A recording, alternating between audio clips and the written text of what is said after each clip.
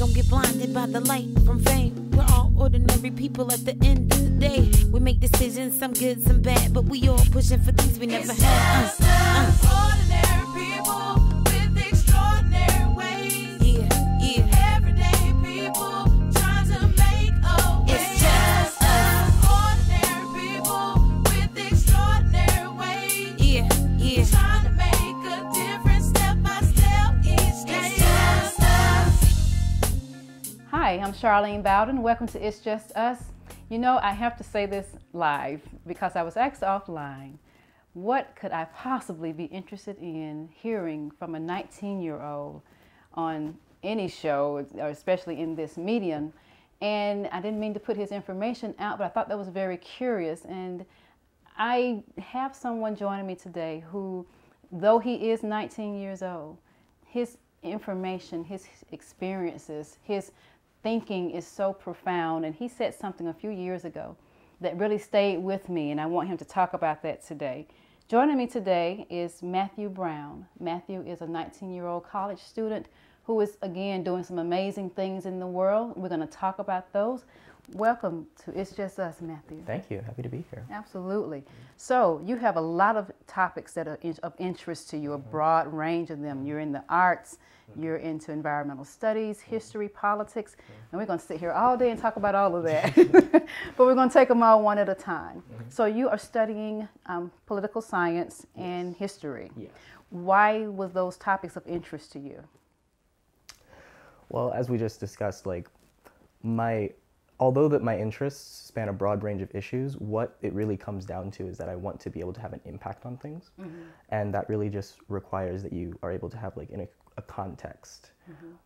So when I say that I have an interest in political science and an interest in history, I kind of see those as two different arms of the same thing, where history can span a wide range of things. You can have environmental history, you can have social history, you can have political history. Those are different discussions on information that you can use then. And then my interest in political science is in almost looking forward to the future, where political science, when discussions of public policy or international relations, it's basically just figuring out how to get stuff done in the world. And that's the way that I look at it as. So when you're trying to promote the arts or, make a better economy that works for everyone or protect the environment, you're gonna have to go through policy and people to do all those things.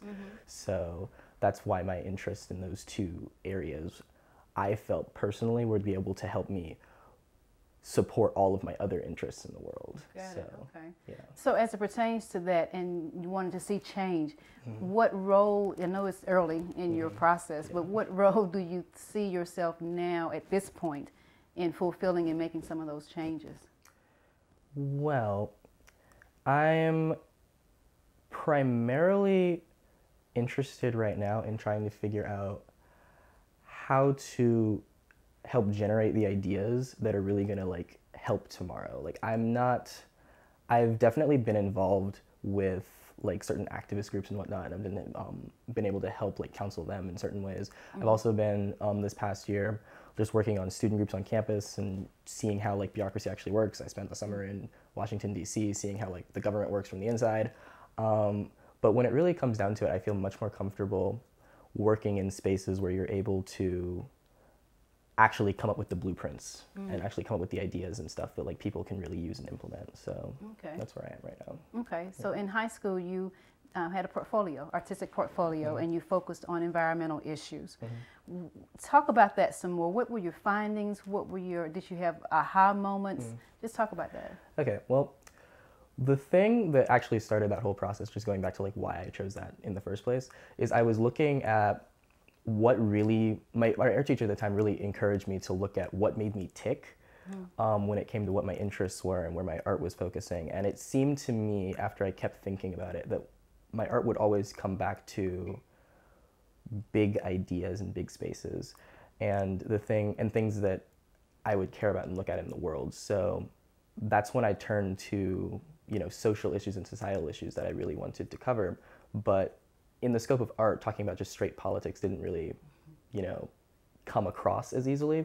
But when I wanted to talk about and show the beauty of the environment or the connection that humans have to the environment, that's something that I really found that I wanted to help express. That's something that I felt very strongly and that I want others to feel strongly about. So that's where I centered a lot of my artwork on being able to show different issues around the world, but then being able to show almost like the magnificence of nature at the same time. So like one of my pieces, for instance, was purely focused on like natural disasters and the effect that they have on people. Other issues, like for instance, drought, hurricane tragedies, climate change in general. These were all things that I wanted to showcase. But then at the same time, I had a whole nother set of pieces that would showcase, for instance, a kind of a transcendentalist, like, you know, the beauty of nature that you're able to connect with, like those sensations that you get on that like long hike in the woods, or just like, you know, going to the park. Like I wanted to show that you can find like nature everywhere, like both the good and the bad. Yeah, good stuff. Yeah. And your parents, I'm just going to use the word great. They've just been great in shaping and molding you and your sister. So I'm sure that some of your childhood experiences have shaped your direction now. You shared something at an event, actually it was a Kwanzaa celebration that I attended at your house with your family and friends. And one of the women that was there mentioned that every year she takes an opportunity to ask the parents questions about how do you want to see your children progress in the world, what do they be when they grow up. But that year she said, let's flip it and let's ask the youth, how can we serve you? And your answer that day was profound to me, what you shared. You may not remember exactly what you said, but let's just bring it to today. Right. How can we as adults serve our youth as it pertains to social change? Yeah, I vaguely remember the response that I gave at the time, which I think was in the context of Black Lives Matter, and specifically just after the fall that we had with all of the like student activism on college campuses and in the streets and whatnot. Like that's where the energy was at the time, I want to say. But my response, I wouldn't say has changed too much.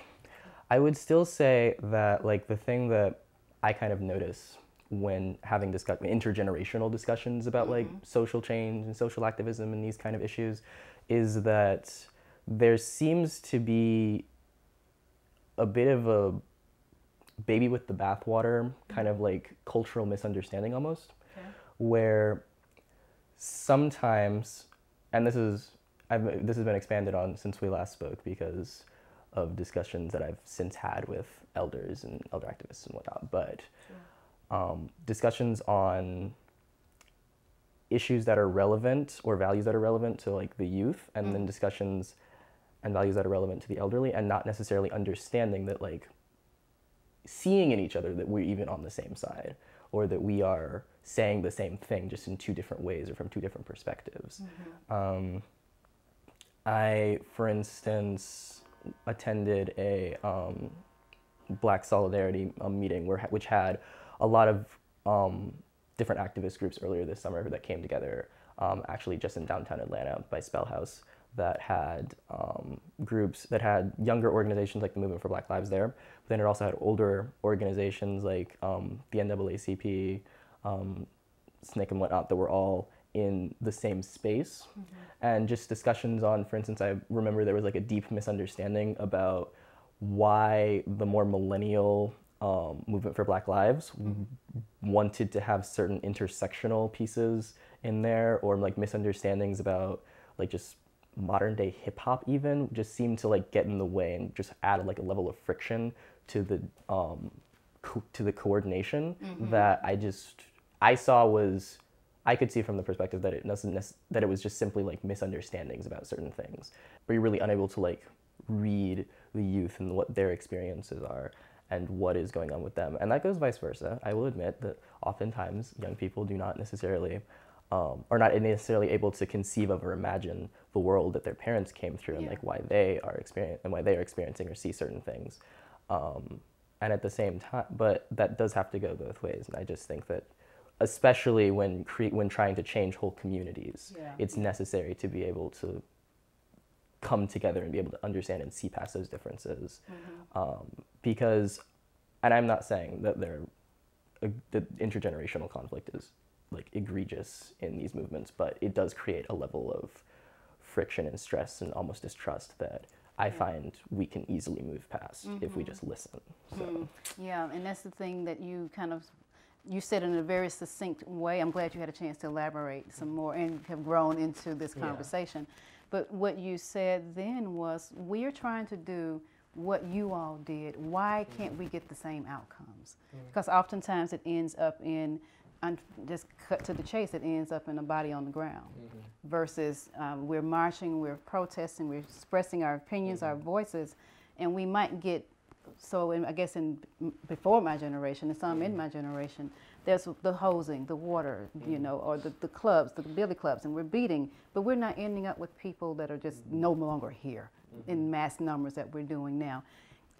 So thank you for sharing that. I'm glad to hear your voice, an extended version of how you're feeling about that topic. And so as a, specifically as a black male right now, how do you feel with all this that's going on? Ooh, that's a heavy question. I feel that